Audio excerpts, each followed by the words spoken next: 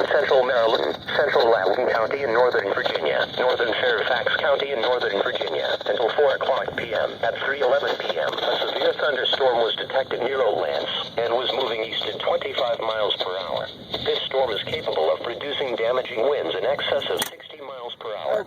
Locations impacted include Brambleton, Broadlands, Leesburg, Ashburn, Lansdowne, Countryside, Rose Island, Poolsville. This is a dangerous storm.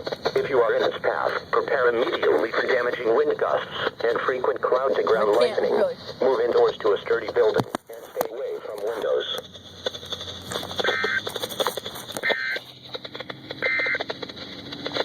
And now a special weather statement from your National Weather Service.